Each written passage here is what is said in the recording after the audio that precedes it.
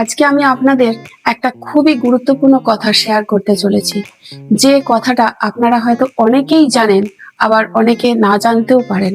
যাই হোক, এই গুরুত্বপূর্ণ কথাটা আমার মনে হলো যে শেয়ার করা দরকার, এবং আপনারা অনেকেই যদি না জেনে থাকেন তাহলে হয়তো অনেকটা বিপদের সম্ভাবনা থেকে যায়।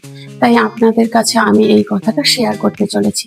কথাটা হলো, ঘুম থেকে ওঠার পর, ঘুম ভাঙার পর আমরা অনেকেই ধড়ফড় করে বাথরুম চলে যাই, বা ধড়ফড় করে কাজের তাগিদে কাজ দেরি হয়ে যাবে এই ভেবে ধড়ফড় করে উঠতে যাই।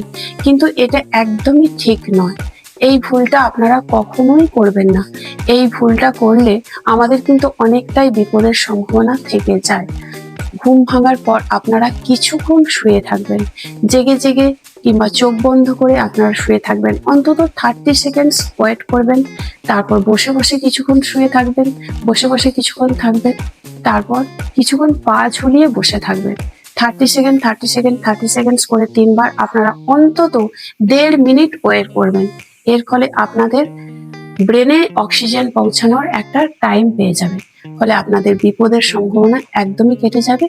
দিনের শুরুতে আপনারা এটা করুন, দেখবেন আপনাদের দিনটা অনেকটাই ভালো থাকবে, আপনারা অনেক ভালো থাকবেন, সুস্থ থাকবেন। ধন্যবাদ।